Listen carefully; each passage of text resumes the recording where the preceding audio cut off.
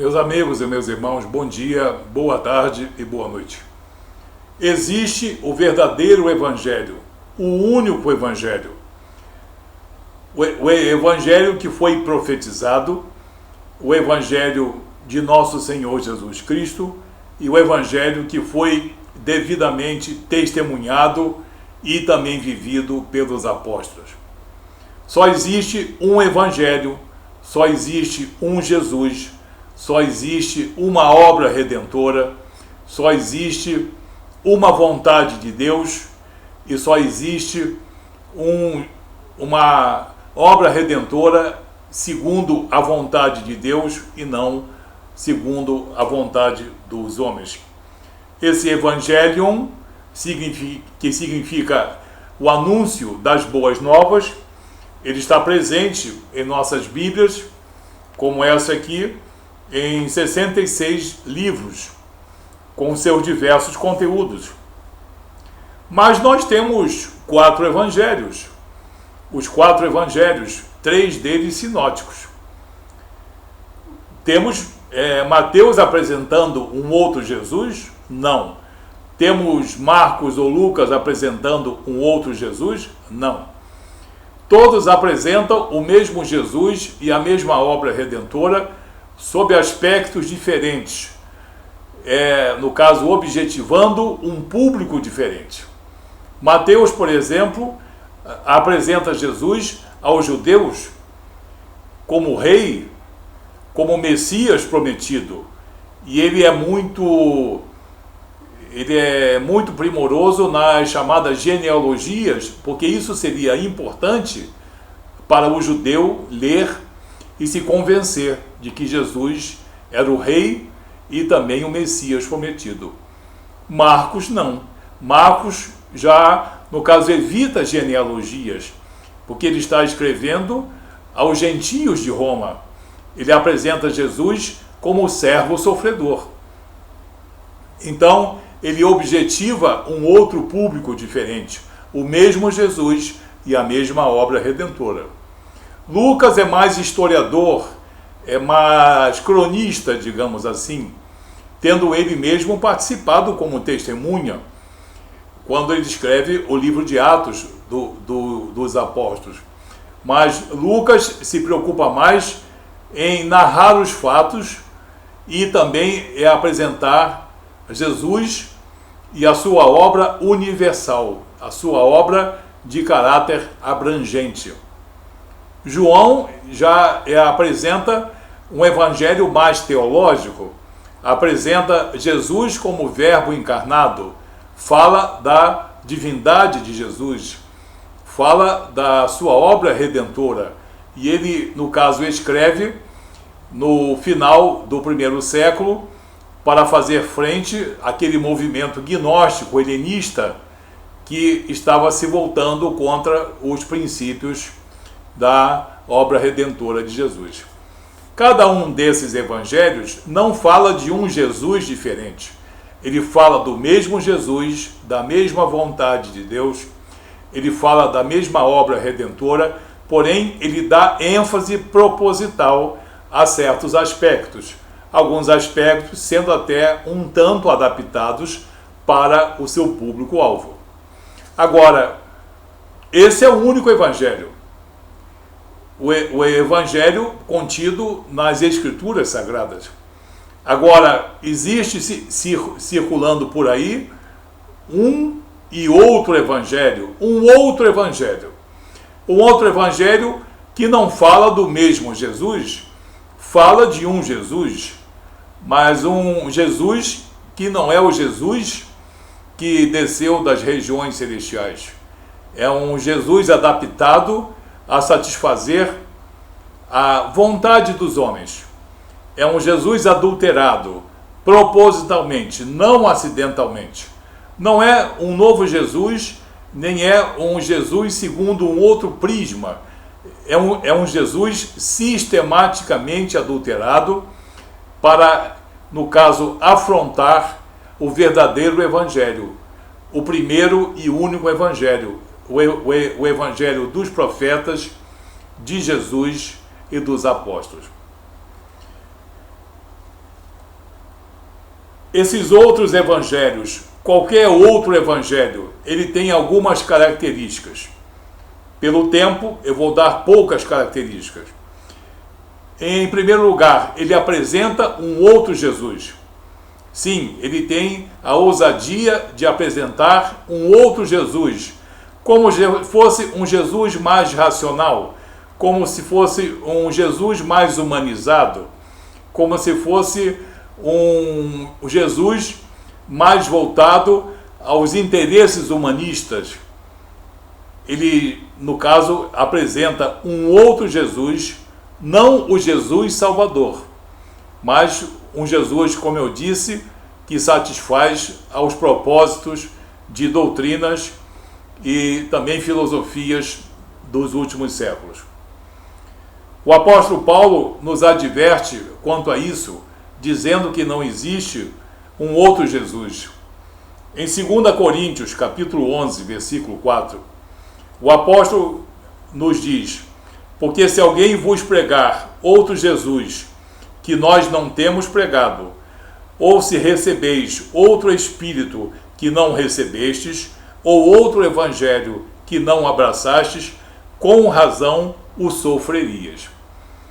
Quando vocês recebem o verdadeiro Jesus e o verdadeiro Evangelho, tudo bem, graças ao Senhor Jesus. Mas quando vocês recebem um outro Evangelho que ousa apresentar um outro Jesus nesse pressuposto outro Evangelho, vocês vão sofrer. Vocês vão sofrer nessa vida. Vocês vão sofrer nessa vida porque vocês não vão ter nenhum relacionamento com Deus.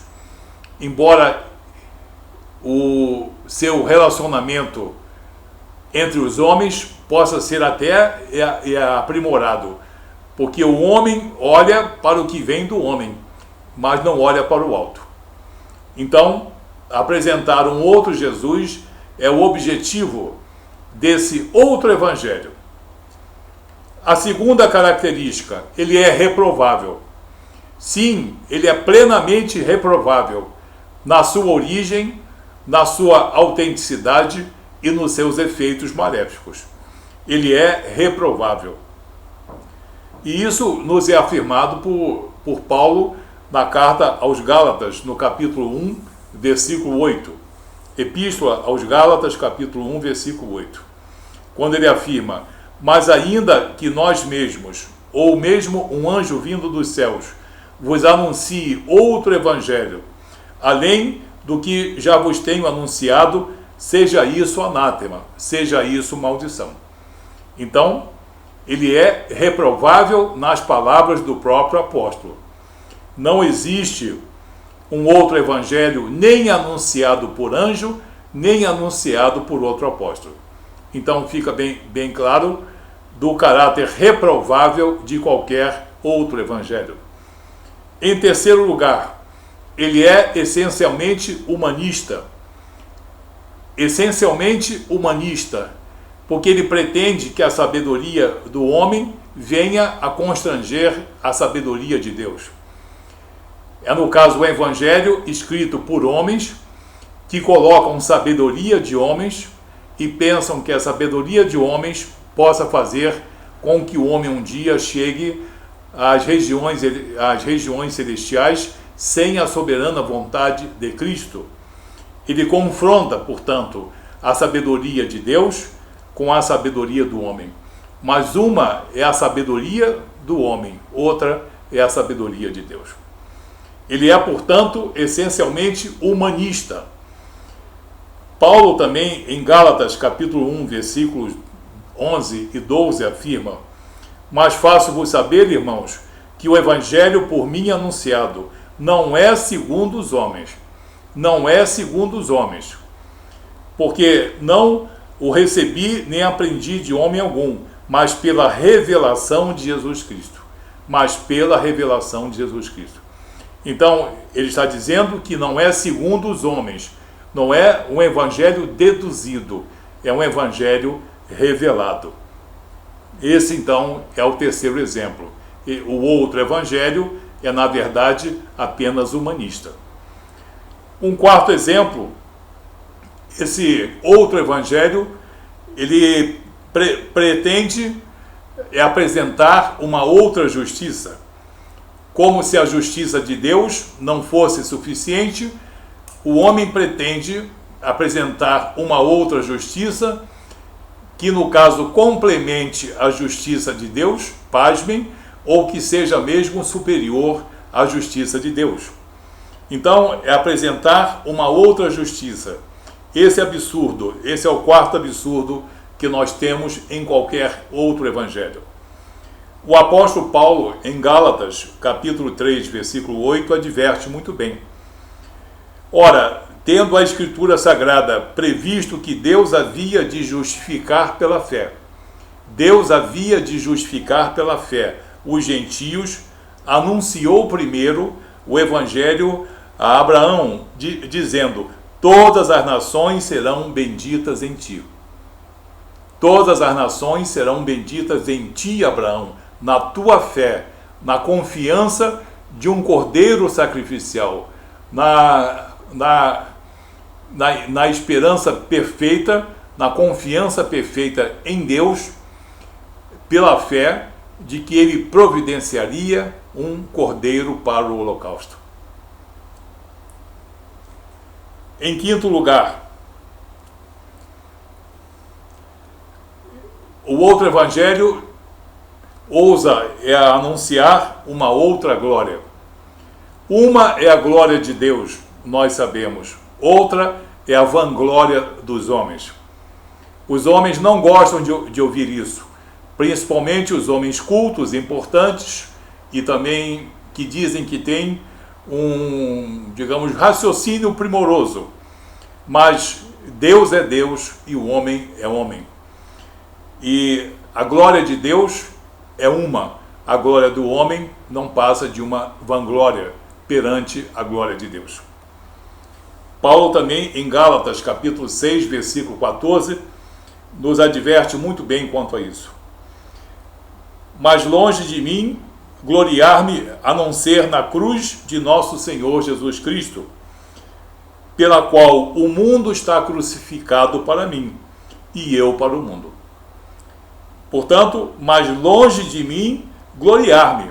Longe de mim, Paulo, que conheço o Evangelho, que conheço Jesus, que conheço o Espírito, que conheço a sua vontade, que conheço a sua obra, longe de mim, como homem, gloriar-me como homem, gloriar-me perante os homens, a não ser na cruz de nosso Senhor Jesus Cristo, aonde Jesus foi glorioso, vencendo a lei, vencendo a morte, vencendo Satanás.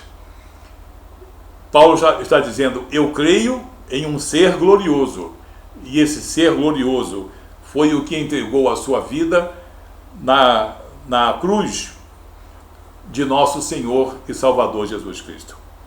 E por último, o outro evangelho ousa anunciar uma outra esperança, uma esperança maior, ou uma esperança talvez tão grande quanto a esperança em Deus.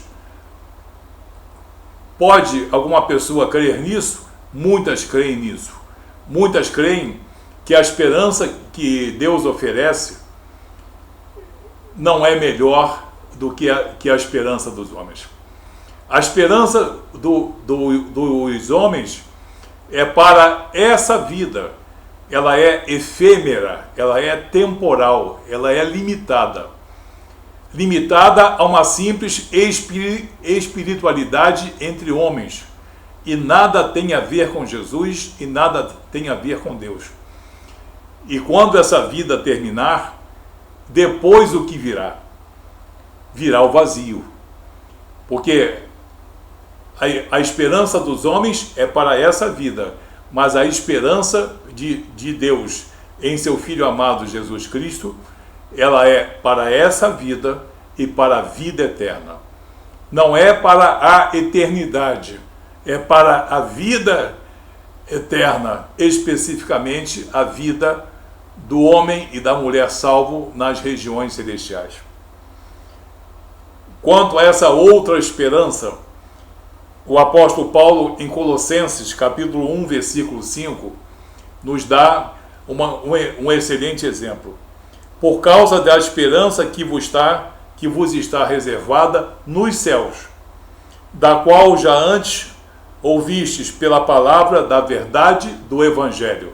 Ele está se referindo ao Evangelho único e verdadeiro, o Evangelho salvífico de nosso Senhor e Salvador Jesus Cristo. Por causa da esperança que vos está reservada nos céus.